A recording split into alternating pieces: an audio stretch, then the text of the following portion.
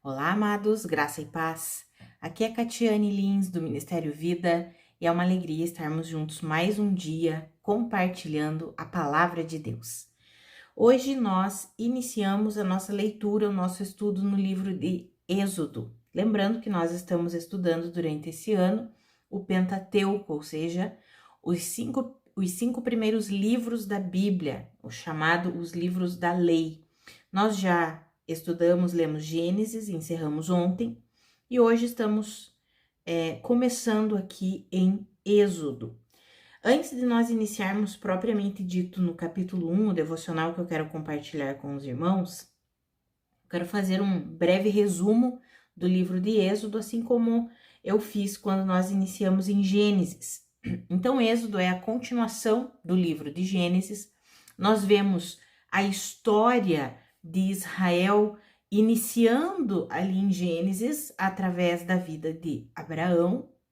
Gênesis é o princípio de todas as coisas. E Abraão foi chamado por Deus. Deus deu uma promessa a ele, que dele se estabeleceria uma nação e também através dele todas as nações da terra seriam abençoadas. Sabemos que isso já é uma profecia apontando para Cristo Jesus, o nosso Senhor. E em relação à nação de Israel, Deus prometeu lá em Abraão, no capítulo 15, quando ele faz uma aliança, estabelece uma aliança com Abraão, depois você pode ler para relembrar que está lá em Gênesis 15, nos versículos 13 e 14, que Deus diz que os descendentes de Abraão, eles viveriam como estrangeiros numa terra que não pertenceria a eles, e lá eles seriam oprimidos e escravizados por 400 anos. E é exatamente essa história que começa aqui em Êxodo, contando exatamente essa história da saída, da partida do povo de Israel saindo dessa terra em que eles ficaram por longos e longos anos sendo oprimidos e escravizados. Então nós vimos Gênesis terminando falando ali com a morte de José, e aí Êxodo se inicia falando que depois que morreu José, seus irmãos, mais ou menos ali aproximadamente 400 anos depois da morte de José, subiu ao trono do Egito um rei que não sabia nada sobre José, e ele começou a ficar com medo do povo israelita, os descendentes de Israel. Por quê? Porque eles eram prolíferos, eles se multiplicavam, eles estavam crescendo, e ele ficou com medo que eles pudessem se aliar a inimigos do Egito, lutar contra o Egito, fugir ali da nação. Por quê? Porque eles eram importantes no sentido de eram trabalhadores, né? Eles eram importantes para a sobrevivência do Egito na visão de Faraó. Então, o Faraó não queria perdê-los, mas ao mesmo tempo não queria que eles se exaltassem demais, achando que eles poderiam tomar conta ali do Egito, né? Então, eles começaram a oprimir o povo de Israel. E é exatamente essa história que nós vamos ver aqui no livro de Êxodo, a saída do povo de Israel depois de ter sido por longos anos oprimido, escravizado pelos egípcios. E nesse livro de Êxodo nós vemos vários acontecimentos importantes para o nosso entendimento no Novo Testamento, coisas que apontam para Cristo Jesus. Por exemplo, a Páscoa. A Páscoa nós veremos no capítulo 12 ali de Êxodo, talvez seja o capítulo central ali desse livro de Êxodo, o capítulo 12, falando da Páscoa, e nós sabemos que a Páscoa aponta para a nossa redenção e libertação em Cristo Jesus, que é o nosso Cordeiro Pascal, ele que foi morto para que o seu sangue removesse os nossos pecados e nos livrasse da morte eterna, do domínio da morte, do domínio do pecado. Então, aqui em Êxodo, nós vemos a saída do povo de Israel dessa terra da opressão, a terra do Egito, e a caminhada deles indo em direção à terra prometida, que é a terra de Canaã, Aqui nós vamos ver a entrega da lei para o povo, nós vamos ver Deus entregando a Moisés a forma que ele queria que fosse construído o tabernáculo sendo construído. Sabemos que o tabernáculo representa o que? A morada de Deus, porque é ali onde está a presença de Deus, apontando para quem? Para a igreja, que é a morada do Senhor, a morada do Espírito Santo. Tanto que quando nós lemos lá em Apocalipse, quando vai falar sobre o anticristo e fala que ele profere várias blasfêmias contra Deus, fala muitas coisas contra o Senhor, uma parte diz assim, que ele fala mal daqueles que da morada de Deus, fala mal do tabernáculo de Deus, ou seja, aqueles que habitam nos céus, fazendo essa comparação, né, que aqueles que habitam nos céus, eles são a morada de Deus. E ali dá-se a entender, né, que o anticristo vai falar mal da igreja, a igreja já vai ter sido arrebatada, o tabernáculo de Deus já vai ter sido arrebatado para estar para sempre com o Senhor, e com certeza ele vai falar mal disso, né? Não sabemos exatamente o que, porque a Bíblia só nos diz que ele vai falar coisas blasfemas contra Deus, inclusive contra o tabernáculo de Deus, que são aqueles que habitam nos céus.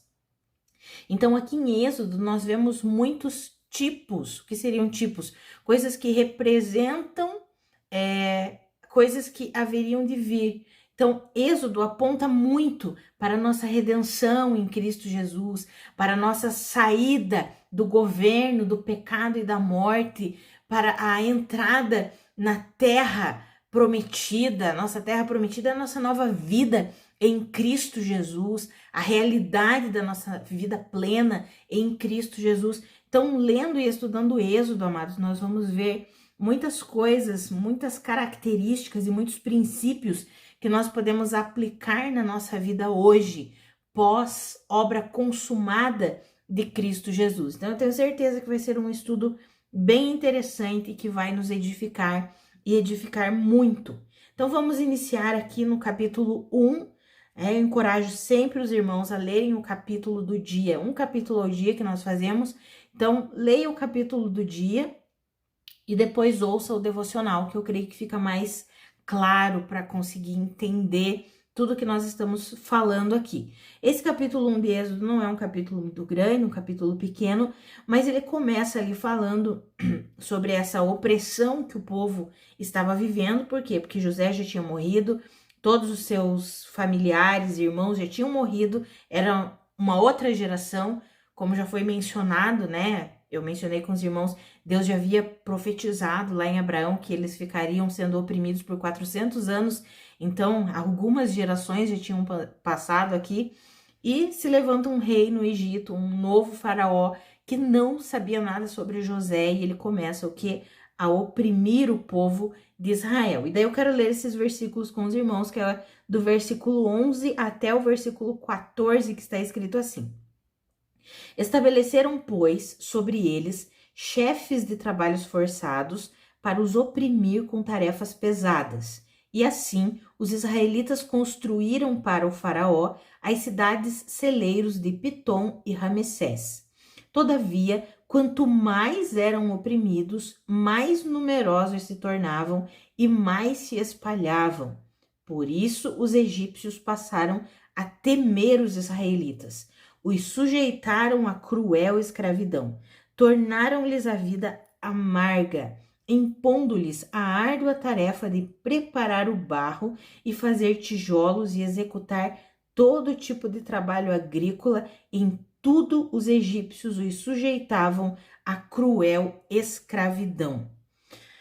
E quando nós lemos aqui o restante do texto, vai falar que Faraó ele queria matar os meninos, porque ele não queria que o povo hebreu se multiplicasse. Ele deu ordens às parteiras do povo hebreu que elas matassem os meninos. Se fosse menina, poderia deixar viver, se fosse menino, era para matar. Mas as parteiras temeram a Deus e não obedeceram a Faraó, e não mataram os meninos. Então aqui nós já vemos a mão de Deus, né? O que Deus estava ali fazendo.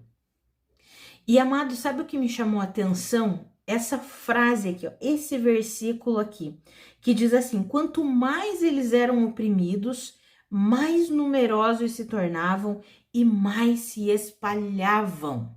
Então, quanto mais o inimigo, né? Aqui era o inimigo, porque Faraó se tornou um inimigo do povo de Israel, porque ficou com medo e aí quis oprimir.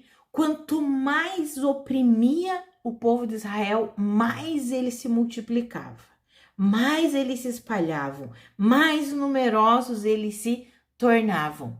Quando nós olhamos para o Novo Testamento, nós vemos que essa é uma forma de atuação de Deus.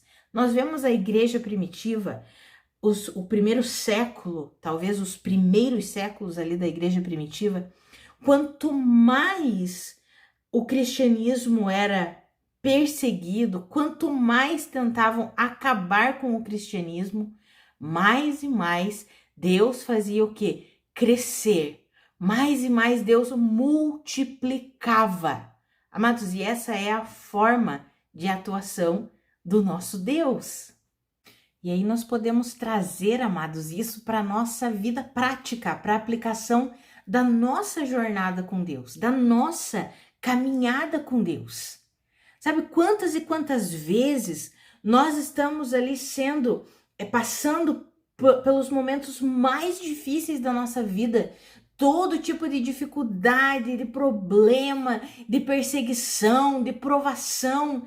E são nesses momentos que Deus multiplica a graça dele, o poder dele sobre a nossa vida. O apóstolo Paulo fala sobre isso. O apóstolo Paulo diz: se é na fraqueza que eu me torno forte, então eu vou me gloriar nas minhas fraquezas, nas minhas perseguições, nas lutas que eu enfrento. Por quê? Porque quando sou fraco é que sou forte, porque o poder de Cristo repousa sobre mim.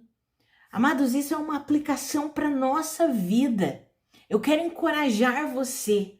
Talvez você olhe ao seu redor e pareça que as coisas estão assim extremamente difíceis, seja no trabalho, na família, nos relacionamentos, na vida financeira. Nós temos vivido tempos bem difíceis, mas nós podemos ter certeza que Deus é aquele que utiliza esses momentos para nos aperfeiçoar, para derramar ainda mais do seu poder, para o poder de Cristo repousar sobre nós, como o apóstolo Paulo falou, liberando vida, nos levando onde Deus quer nos levar, nos conduzindo onde Deus quer nos conduzir. Amados, e nesses momentos, nos momentos em que parece, a impressão que nós temos é que de fato nós estamos sendo pressionados. São nesses momentos que Deus quer nos levar para o centro da vontade dele. Ele utiliza esses momentos para nos levar para o centro da vontade dele. Assim ele fez com o povo de Israel. O povo de Israel, quanto mais ele ia sendo oprimido, escravizado, mais eles se multiplicavam, mais eles proliferavam. Por quê? Porque Deus queria que ele fosse um povo grande. Deus disse a Abraão que seria como as estrelas do céu, a sua descendência, como a areia do mar. Deus planejou isso. E quanto mais eles eram oprimidos, mais eles se multiplicavam. E aí nós vamos ver que Deus vai tirá-los daquela terra da opressão, vai tirá-los daquela terra da escravidão. E do jeito que ele profetizou, do jeitinho que ele profetizou lá para Abraão, que quando nós lemos Gênesis 15, que eu mencionei aqui, quando nós lemos o versículo 14, lá ele diz: e depois disso, depois desse tempo, dos 400 anos que eles vão ser oprimidos, escravizados, eu vou tirá-los de lá e arrancarei eles de lá com muitos bens. Mas nós vamos ver aqui a saída do povo de Israel do Egito, e nós vamos ver que os egípcios ficaram assim tão aterrorizados com as pragas que vieram de juízo sobre o Egito, e depois nós vamos ver, quando nós começarmos a estudar as pragas ali, nós veremos que é um juízo de Deus por causa da idolatria do Egito. Cada praga representa ali um Deus que os egípcios adoravam, e Deus mesmo fala que ele estava exercendo juízo contra os falsos deuses do Egito. Então, quando o povo de Israel sai, eles estavam tão aterrorizados com o Deus de Israel por causa daquelas pragas que eles entregam tudo para o povo de Israel, ouro, prata, vão entregando tudo que eles têm, é como se estivesse dizendo assim, vão embora, pega tudo por favor e vão embora daqui, porque vocês já nos prejudicaram demais. E se cumpre o que Deus tinha profetizado ali para Abraão, o povo de Israel vai sair, ou seja, Deus usou tudo isso daqui para o bem de Israel, para o cumprimento da palavra dele, da profecia de Deus. Deus, quando ele fala, ele cumpre. Se ele falou algo, ele vai cumprir. E aqui nós vemos em Israel se cumprindo, na nação de Israel, se cumprindo todas essas coisas. E como eu mencionei, amados, nós podemos trazer isso para a nossa vida prática, trazer o exemplo da igreja primitiva, que quanto mais era perseguida, muitos mortos, quanto mais isso acontecia, mais o cristianismo se multiplicava, mais e mais o evangelho ia sendo difundido nas nações, mais e mais a palavra de Cristo Jesus ia chegando aos corações. Quanto mais havia perseguição, mais o evangelho se espalhava. Amados, isso nós podemos, como eu já mencionei, trazer para a nossa vida. É uma forma de atuação de Deus. Então, não entre em desespero quando você olhar para a tua vida e ver que parece que você está sendo pressionado. É daí que o Senhor vai multiplicar a graça, o poder, a força, a capacitação dele para que você transborde cada vez mais do que da vida de Cristo, do propósito de Deus, daquilo que Deus tem para fazer através da tua vida, para fazer em você e através de você, porque são nesses momentos em que parece que nós estamos sendo esmagados, é que Deus está agindo em nós. Quando nós vemos aqui o povo de Israel sendo oprimido, sendo pressionado ali, escravizado, e depois eles saindo, e daí vai ter toda a trajetória deles no deserto, nós vemos que Deus estava agindo neles, para então agir através deles. E nós veremos que a nação de Israel foi uma nação muito rebelde, muito incrédula, que se rebelava demais contra Deus. Que eu e você não sejamos assim, que nós possamos entender os nossos momentos em que estamos sendo pressionados e esmagados, para que Deus nos conduza, para que Deus use esse momento para cumprir a vontade dele, para cumprir a palavra dele, para que se estabeleça na nossa vida o plano, o propósito, o projeto dele para nós. Porque foi assim que aconteceu. Eles estavam sendo oprimidos, eles estavam sendo pressionados, mas eles se multiplicavam e o propósito de Deus estava se cumprindo ali na vida daquela nação. Que eu e você, amados, nós entendamos que Deus quer usar todas as coisas na nossa vida, inclusive aquelas que nós não entendemos, as dificuldades, as provações que passamos que nós não entendemos. Deus quer usar tudo isso para o cumprimento do bom propósito dele. E quando nós lemos em Jeremias 29:11, nós vemos que a vontade de Deus para nós, os planos de Deus para nós, não são de nos causar dano, pelo contrário, são planos de paz, planos de nos fazer prosperar, são bons planos. Quando nós lemos Isaías 55, nós vemos que os pensamentos de Deus não podem ser comparados com os nossos pensamentos, porque os pensamentos de Deus a nosso respeito são maiores, são mais altos do que os nossos. Amados, o que Deus tem para realizar em nós e através de nós é sempre bom, perfeito e agradável. E Ele quer usar esses momentos em que nós estamos sendo pressionados, esmagados, para cumprir o propósito dele, para estabelecer a vontade dele sobre as nossas vidas. E a vontade do nosso Deus para nós é sempre boa, perfeita e agradável. Que eu e você entendamos isso e nos momentos mais difíceis nós possamos simplesmente o quê? Confiar em Deus. É interessante porque aqui nesse capítulo 1, para nós concluirmos, nós vemos que as parteiras, elas receberam uma ordem de Faraó: vocês vão matar todos os meninos que nascerem. E elas não fizeram isso, elas desobedeceram a ordem de Faraó. Elas tiveram a ousadia, a coragem de desobedecer a ordem de Faraó. Por quê? Porque elas temeram a Deus. Ou seja, o coração delas se inclinou para Deus. Não posso fazer isso. Eu não posso seguir o direcionamento de Faraó, a ordem de Faraó. Eu vou fazer aquilo que eu entendo que Deus quer que eu faça. Deixe os meninos viverem.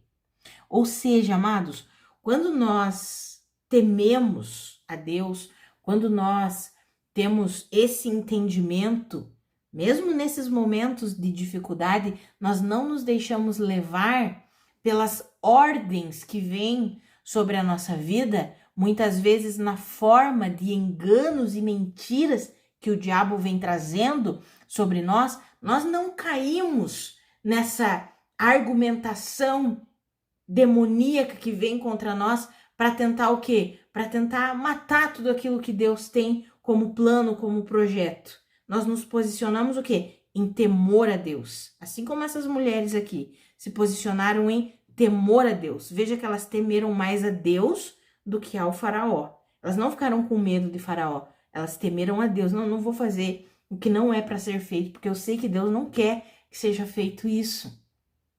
Amados, isso é um aprendizado para nós. Ainda que estejamos enfrentando momentos difíceis, ainda que estejamos enfrentando lutas, guerras, momentos em que estamos sendo esmagados, vale a pena continuar temendo ao Senhor, nos sujeitarmos mais a Deus do que a qualquer outra voz, do que a qualquer outra pessoa, do que a qualquer outra instância, vamos colocar assim.